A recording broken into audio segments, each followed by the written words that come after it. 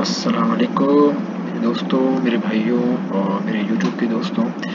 मैं आप सबको सलाम पेश करता हूँ और उन दोस्तों से दरख्वास्त करता हूँ जो सब्सक्राइब कर रहे हैं मगर वीडियोस नहीं देख रहे, तो मैं उनसे दरख्वास्त करता हूँ कि वीडियो को देखें ताकि मेरे वॉचिंग आवर्स पूरे हों। और जो दोस्त देखते हैं सब्सक्राइब नहीं करते तो उनसे दरख्वास्त है कि सब्सक्राइब भी कर लें ताकि ये चैनल थोड़ा सा आगे बढ़ जाए और मैं आप लोगों की इसमें मामले में हेल्प कर सकूँ स्टडी और टूरिज़्म के लिए। मैं क्लियर करना चाहता हूँ कि मेरा चैनल सिर्फ़ और सिर्फ टूरिज़्म और स्टडी के लिए है। मैं नहीं चाहता कि कोई मुल्क छोड़ के जाए या उसका अपने फ़ैसले पर है, क्योंकि आजकल मुल्क के जो हालात हैं मैं उस पे बात करना नहीं चाहता। मैं चाहता हूँ कि पाकिस्तान में जाके दुनिया देखे और पता चले कि पाकिस्तान में कोई कौम है इंडिया की तरह।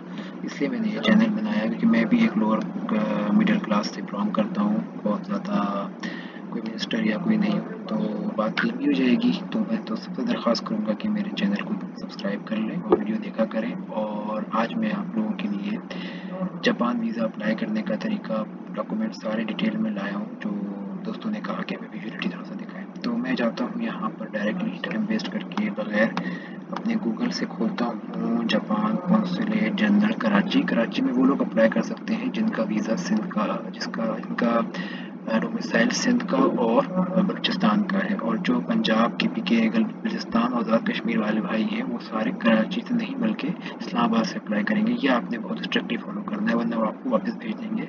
और कराची में ज़्यादा रश नहीं होता, आपने सुबह 8 बजे चले जाना है। 8 से तकरीबन 12:30 तक आपको ये वीज़ा एक्सेप्ट कर लेते हैं एप्लीकेशंस, और तकरीबन 2:30 से 3:30 बजे आपको पासपोर्ट रिटर्न कर देते हैं जिसे वापस लेना हो। और कोई भी आपकी जगह ले सकता है, आपका बहन भाई कोई दोस्त, आपने एक लेटर लिख के देना होता है। तो मैं यहाँ पे क्लिक करता हूँ डायरेक्टली विजिटिंग जापान पे जाता हूँ, यहाँ पे वीज़े पे जाता हूँ तो डायरेक्टली ये एक एप्लीकेशन फॉर्म खुल जाएगा। ये एप्लीकेशन फॉर्म जो है ये ऑनलाइन मतलब पीडीएफ होता है, इसको आपको सिर्फ फिल करना होता है और भर के देना होता है। खैर मैं यहाँ पे जाता हूँ तो एक पीडीएफ इन्होंने दिया हुआ है टूरिज़्म का। ये देखिए यहाँ पे शॉर्ट टर्म वीज़ा है जिसमें टूरिज़्म है, बिजनेस है, विजिटिंग रिलेटिव्स है, विजिटिंग फ्रेंड है, ट्रांजिट है, बहुत सारी वीज़े हैं। हम टूरिज़्म पे क्लिक करते हैं तो ये एक टूरिज़्म का उन्होंने रिक्वायरमेंट दी थी। तो जैसे मैंने आपको बताया कि एक वीज़े का ये फॉर्म होता है, उसकी वो होती है, जैसे मैं इसको खोलूँगा क्लिक करूँगा यहाँ पे ये वीज़े का फॉर्म आ जाएगा। अब ये वीज़े का फॉर्म सेफ नहीं होता, आपने यहीं से इसको भरना है और इसका प्रिंट निकाल लेना है जो आपकी डिटेल्स हैं। अच्छा, यहाँ पे एक चीज़ और मैं आपको मेंशन कर दूँ, जब आप ये भर रहे हो टूरिस्ट जो है वो इस चीज़ को नहीं भरेगा, एलिजिबिलिटी सर्टिफिकेट नंबर उसके पास नहीं होगा। ठीक हो गया। इसी तरह जो टूरिस्ट होगा वो यहाँ पे गारंटर नहीं भरेगा, पार्टनर, प्रोफेशन, ऑक्यूपेशन, पेरेंट्स, ये वो नहीं भरेगा। गारंटर ऑफ द रेफरेंस ये खाली छोड़ेगा। मैंने ये भर दिया था, मैंने इसमें होटल का डिटेल डाल दी थी क्योंकि थाईलैंड मांगता था। तो ये आपका ये सेक्शन खाली छोड़ देना है, ठीक है। बाकी सेक्शन आप भर लीजिएगा पढ़ के। बाकी ये सेक्शन आपने खाली छोड़ना है। मुझे पता नहीं था तो मैं मिसगाइड हो गया था, मगर उसने मुझे कहा खैर इसमें आपका रिजेक्ट नहीं होगा, कोई मसला नहीं है। और दूसरा ये कि आपने सर्टिफिकेट ऑफ एलिजिबिलिटी नंबर को खाली छोड़ना है, ये जो बाकी आपने सब भर देना है। अच्छा, पर्पज ऑफ विजिट जापान और स्टेटस ऑफ जापान में आपने टूरिज्म लिखने के साथ लिखना है नॉन परमानेंट विजिटर, आपने लिखना है। ठीक हो गया। बाकी सारी डिटेल है। अच्छा, तस्वीर का एक थोड़ा सा मामला होता है, यहाँ पे तस्वीर कुछ और दिखाते हैं, इस्लामाबाद वाले कुछ और दिखाते हैं और जो इंटरनेशनली कुछ और है। आपने डायरेक्टली एक उसको बोलना है फोटोग्राफर को कि मुझे वाइट बैकग्राउंड में पासपोर्ट साइज फोटोग्राफ खींच दें, और वो ये लोग एक्सेप्ट करते हैं कराची वाले। बाकी ये इसकी एक रिक्वायरमेंट है, ये आप देख सकते हैं, इस पर भी आप खिंचवा के लगा सकते हो। फोटोग्राफ आपकी बिल्कुल सेम होनी चाहिए जैसे आप उस वक्त वीज़ा एप्लीकेशन सबमिट करने गए। ना दाढ़ी बड़ी होनी चाहिए ना दाढ़ी छोटी होनी चाहिए, वरना आपको दोबारा कहेगा कि आप तस्वीर खिंचवाने जाएं। और मैं भी किया था तस्वीर खिंचवाने दोबारा कराची में, कराची कैंट के अंदर सुबह सुबह बड़ा मसला था, मगर मैंने खैर ढूंढ के वहाँ पर तस्वीर। उसके बाद मैं दोबारा जाता हूँ इस पर रिक्वायरमेंट्स पे। थर्ड रिक्वायरमेंट है पासपोर्ट की। आपने सारे पासपोर्ट लेके जाने हैं, पुराने नए, अगर कोई गुम हुआ है तो उसकी एफआईआर, ये सब आपने लेके जाने हैं क्योंकि वो आपसे पूछेंगे और अपनी आपकी फाइल सारे कनेक्ट करेंगे। उसके बाद 2 पेज ये हो गए, ये सब चीज़ें तो हो गई।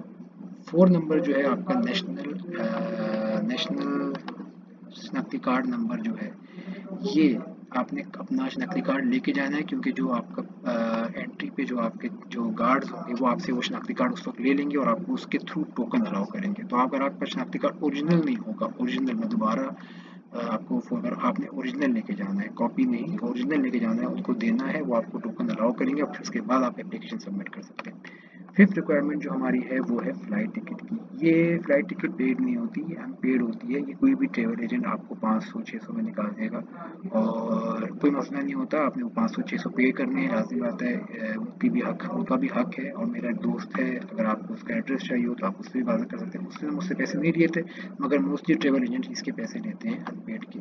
और क्योंकि वो लाज़िम बात है, उनका हक है इसके, और उसके साथ वो आपको होटल बुकिंग भी देते हैं। इस पूरी 600-500 के अंदर, 1000 के अंदर वो आपको ये चीज़ देते हैं। उसके बाद आपकी आ जाती है 6 नंबर, शेड्यूल ऑफ स्टे, जिसे हम कहते हैं इटिनरी। ये बहुत इंपॉर्टेंट चीज़ है, आपने ये पूरी इसको भरना है। मैं आपको एक भरी भी दिखाता हूँ जो मेरे पास पड़ी हुई है, जो मेरी वाली है, मैं आपको वो दिखाता हूँ जो मैंने भरी थी। यही होगी। ये भी असल में सेफ मैंने बड़ी मुश्किल से की, क्योंकि बार बार मुझे कॉपी पेस्ट करनी पड़ रही थी। ये देखिए, ये मैंने पूरी भरी थी, ये आपको नज़र आ रही होगी इस वक्त। अब देखिए, मैंने बनाया था 5 दिसंबर से 13 दिसंबर का प्लान, तकरीबन 8 दिन का बनता है ये प्लान। इसमें 8 नाइट्स थी, तो मैंने पूरी डेट आ रही थी। ये मैंने कॉपी पेस्ट किया था। जैसे मैंने ये एक मुझे उस भाई ने दे दी थी इंटेनरी फ़्लाइट की, मैंने वो फ़्लाइट नंबर डाला था, फिर बताया था कि मैं स्टे में इधर जाऊँगा, रात को मैं इस मार्केट में निकलूँगा, यहाँ पे खाना खाऊँगा। तो जो एक नॉर्मल जो मैं प्रैक्टिस करता हूँ, उसी तरह मैंने पूरा बनाया था। तो इत्तेफाक से जब मैंने ये फॉर्म उसको भर के दिया, जो कराची में बैठा हुआ था, तो उसने फ़ौरन ठक से मुझसे सवाल पूछा एकदम से कि, उसने कहा कहाँ कहाँ जाओगे? मैंने कहा टोक्यो और ओसाका जाऊँगा। उसने कहा नो, टोक्यो में कहाँ जाओगे? पहले दिन क्या करोगे? मैंने कहा पहले दिन पहुँचूँगा, उसके बाद खा जाके होटल में स्टे करूँगा। ये होटल का नाम है, मेरा होटल न्यू रोज, और वहाँ जाके फिर मुझे पहले दिन खाना ना खाऊँगा। अच्छा, दूसरे दिन कहाँ जाओगे? मैंने कहा दूसरे दिन इम्पीरियल पैलेस जाऊँगा, ये मुझे याद था। कह रहे और भी कहीं जाओगे? मैंने कहा एक दो जगह और थी, मगर वो इस तरह मुझे भी याद नहीं, मैंने मेंशन की नहीं है। अच्छा, फिर आपने नहीं बनाई है इंटरनरी? मैंने कहा नहीं, मैंने बनाई है, मगर मुझे वो याद नहीं कि वो मशहूर जगह नहीं थी, मगर मैंने देखा था उसके करीब है, तो मैंने बनाई। अच्छा, तीसरे दिन फिर मुझे याद था, मैंने कहा मैं ग्रे लाइन ऑपरेटर वालों से मैंने टूर बुक कराया हुआ है माउंट फूजी का, पूरे दिन का, मैं वहाँ जाऊँगा। मैंने कहा अच्छा, आपने सही वर्क किया हुआ? मैंने कहा जी वर्क किया। फिर उसके बाद का फिर मैंने कहा अगले दिन फिर मैंने टूर बुक कराया हुआ है फुल डे योकोहामा से। बुक नहीं कराया, मतलब मैंने उनको बता दिया कि मैंने ये देखा हुआ, मैं बुक कराऊंगा जब मुझे वीज़ा मिल जाएगा। उसके बाद मैंने कहा कुछ मार्केट्स हैं जो मैंने 2 नाम याद कर लिए थे। उसने ज़्यादा डिटेल में नहीं पूछा, जब उसने ये पूछ लिया। उसने कहा फिर ओसाका में कहाँ जाओगे? डायरेक्ट वो यहाँ पर आया 11 तारीख को। मैंने कहा 11 तारीख ओसाका में, मैं ओसाका कैसे जाऊँगा? डोंटोमोरी डिस्ट्रिक्ट जाऊँगा। ये बहुत मशहूर जगह है, जिसमें आपने मेरी वीडियोज़ देखी होंगी, जिसमें मैं कश्ती में बैठा हुआ हूँ, जो लाइटें लगी हुई हैं वो यहीं पर लगी हुई थी सारी। उसके बाद उसने कहा आखिरी दिन क्या करोगे? मैंने कहा आखिरी दिन बस मैं ये कुछ खाना वाना खा के ये आपने टोक्यो का ये याद रखना है, कोयोटो स्टेशन है वहाँ पर। हालांकि कोयोटो स्टेशन नहीं था, क्योंकि उसको भी पता नहीं होगा। कोयोटो स्टेशन नहीं था, वो एक स्टेशन का नाम था, उसका था शिनोसाका। शिनोसाका से डायरेक्ट लाइन जाती है टोक्यो की। तो मैंने कहा शिनकानसेन लूँगा, शिनकानसेन का शौक भी पूरा करके वहाँ से मैं डायरेक्ट नरिता एयरपोर्ट जाऊँगा। नरिता एयरपोर्ट जो है वो तकरीबन टोक्यो से 150-200 किलोमीटर दूर है। और जिस एयरपोर्ट से मैं रवाना हुआ था उसका नाम था हनीदा एयरपोर्ट, जहाँ पे प्लेन क्रैश भी हुआ था। वो तकरीबन टोक्यो से दूर है 30 या 40 किलोमीटर। तो मोस्टली लोग उसको प्रेफर करते हैं, मगर ये कि फ़्लाइटें ज़्यादा नरिता की आती हैं। तो वो मेरी फ़्लाइट लकीली वहाँ की थी, तो मुझे मिल गई थी। तो खैर, ये हो गया आपका इंटीनरी जो आपने बना दी। उसके बाद हम दोबारा अपने फ़ोन पे आते हैं। ये रिक्वायरमेंट है। अच्छा, उसके बाद है आपका proof of sufficient funds. Usually जो आपको दिखाना पड़ता है वो आपका बैंक स्टेटमेंट है और आपकी जो सैलरी स्लिप्स हैं वो होती हैं। अच्छा, अब ये आ गया टैक्स रिटर्न। मैंने भी आप सबकी अपनी जैसे पहले हम भरते हैं, मैंने ये वाली टैक्स रिटर्न जमा कर दी थी, जो मैं आपको दिखाता हूँ। ये वाली मैंने टैक्स रिटर्न जमा की, तो जमा हो गई। मगर मुझे एक चीज़ पता नहीं थी कि यहाँ पे 2 टैक्स लगे हुए आ रहे हैं, जिसे हम कहते हैं 236C, 236Y और 149। अब उसने कहा इसका प्रूफ दिखाओ। मैं हैरान हो गया, मैंने कहा यही तो प्रूफ है। कह रहा नहीं, इसका CPR दिखाओ। मैंने कहा ये क्या चीज़ है CPR? फिर मेरे जो बड़े कज़न हैं अमजद भाई, जिनका नाम है, उन्होंने मुझे कहा कि कुतैबा ये होती है CPR। उसने मुझे पूरी CPR मेरी निकाल के दे दी। इस तरह की होती है CPR, का मतलब होता है कंप्यूटराइज पेमेंट रिसिप्ट, जो आप टैक्स पे करते हैं और वो आपको अगर रसीद ना हो तो FBI के पास चली जाती है। ये FBI की पूरी स्टेटमेंट है, ये आप FBI की वेबसाइट से भी निकाल सकते हैं। वरना जो आपके जो भर रहा है वो भी आपका निकाल के देगा। देखिए, क्रेडिट कार्ड के थ्रू मैंने कुछ पेमेंट शेमेंट की होगी, तो मेरे टैक्स कटे थे डायरेक्टली वो FBI के पास गए, 22, 23, 23।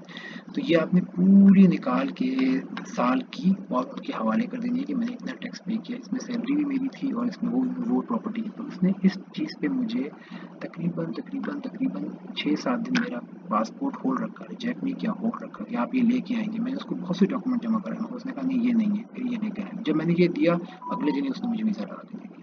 तो ये आपने इसका ख्याल रखना। उसके बाद है company letter. Company letter basically आपका कंपनी का जो एचओडी है या एचआर है वो लिख के देगा कि आप छुट्टी लेकर जा रहे हैं, आप तक कब से कब तक यहाँ पे काम करते थे, वो सब चीज़ें आपको इसमें बता के दे देगा। तो ये आपने ज़रूरी लगाना है, ये बहुत मैंडेटरी है। इसमें आपका डेजिग्नेशन होगा, कब से कब तक आप काम कर चुके हैं और कितनी छुट्टी लेके जा रहे हैं, आपकी पोस्ट क्या है, सैलरी मतलब वो आपने सैलरी स्लिप लगानी है। ठीक हो गया। अगर उसमें सैलरी मेंशन हो जाती है तो ये भी अच्छी चीज़ है, आपका एक ही लेटर में काम हो जाएगा।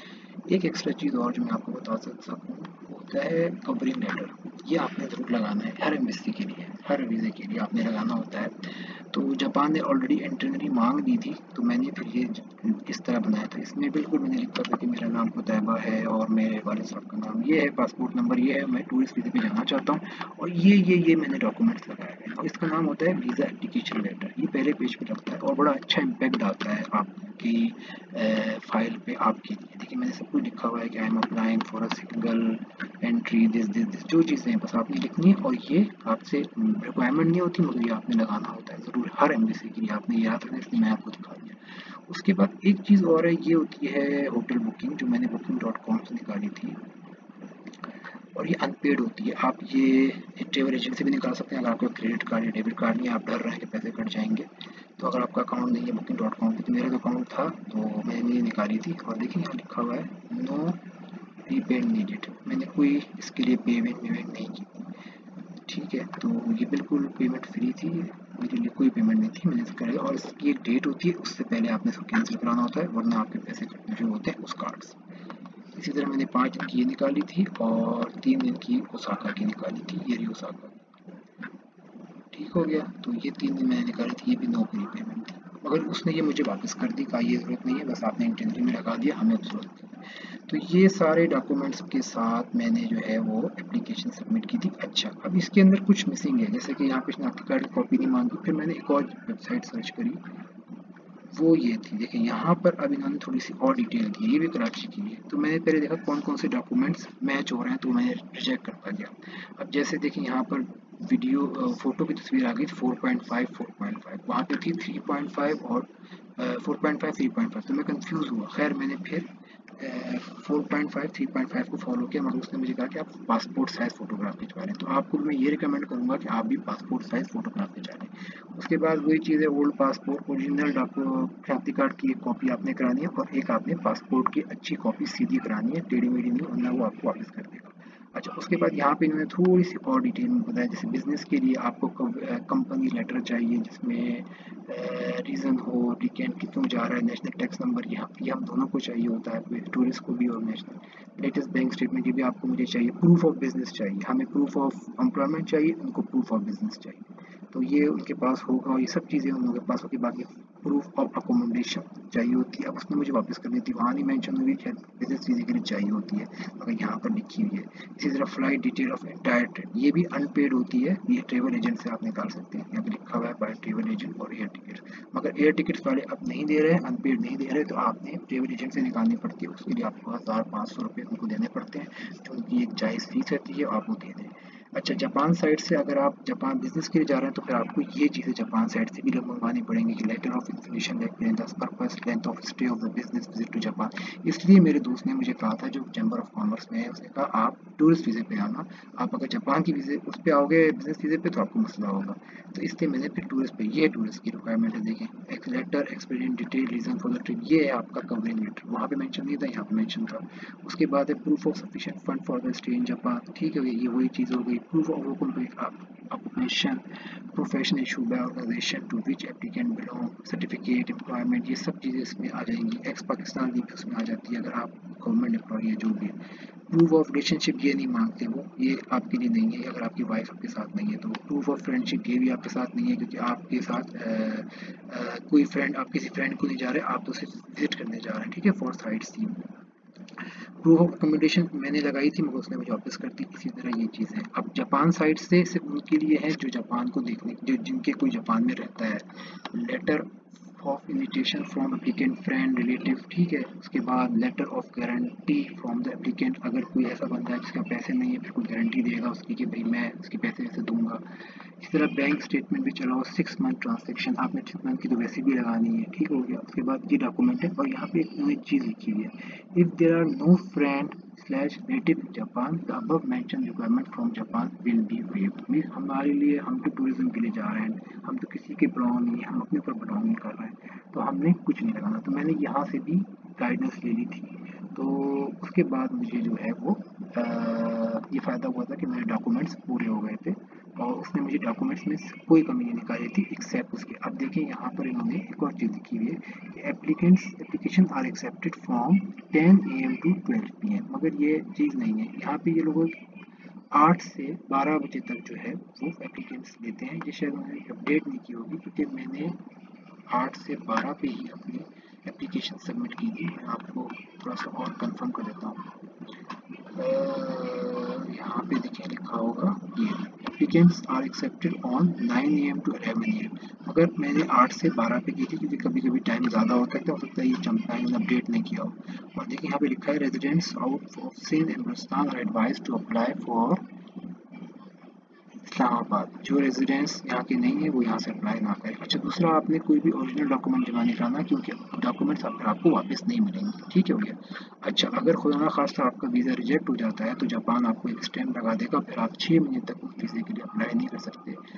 ABC कुछ इस तरह वीज़े का होता है। तो यहाँ पे वो लिखा हुआ होता है कि in case some document have been referred for verification and in case visa is not granted, the reason will not be disclosed because of internal rules. Possession of visa does not entail the bearer of enter Japan. तो यहाँ पे इन्होंने एक चीज़ लिखी होती है कि अगर आपका वीज़ा एक्सपायर, अगर हम आपको वीज़ा नहीं प्रोवाइड करते तो आप 6 महीने तक वो वीज़ा फिर आप अप्लाई नहीं कर सकते। वो भी यहाँ पर है, मैं भी दिखाता हूँ क्योंकि ये रहा। Should a visa be refused, its reason will be never be given. However, visa can be submitted again 6 months after the refusal. तो ये एक चीज़ है। तो कोशिश ये करनी है आपने कि वीज़े का, अच्छा इसका 8 से 12 ही था मुझे याद पड़ रहा। खैर यहाँ पे भी 9 से हो सकता है अपडेट किया, और ये 2:30 से 3:30 बजे आप पासपोर्ट कलेक्ट कर सकते हैं। कोई भी आके पासपोर्ट ले सकता है। अब्दुल्ला हारून रोड पे इनका ऑफिस है और ये आप देख सकते हैं टाइमिंग जो है, एक्सेप्ट संडे और सैटरडे, मंडे टू फ्राइडे आप अपनी एप्लीकेशन सबमिट कर सकते हैं। तो मेरे हिसाब से वीडियो को मैं एंड करता हूँ यहाँ पर, और किसी भाई को भी कोई ज़रूरत हो तो वो मुझसे रब्ता कर सकता है व्हाट्सएप के थ्रू, और वो ये एक जो मैंने एक चैनल बनाया है इसके थ्रू। तो उम्मीद है आपको वीडियो पसंद आई होगी और आप इसको लाइक और सब्सक्राइब करेंगे और इसको देखेंगे मेरे चैनल को। और मैं बहुत शुक्रगुजार हूँ तमाम दोस्तों का जिन्होंने सब्सक्राइब किया है, और उन दोस्तों का शुक्रगुजार होऊंगा जो सब्सक्राइब करेंगे। बहुत शुक्रिया।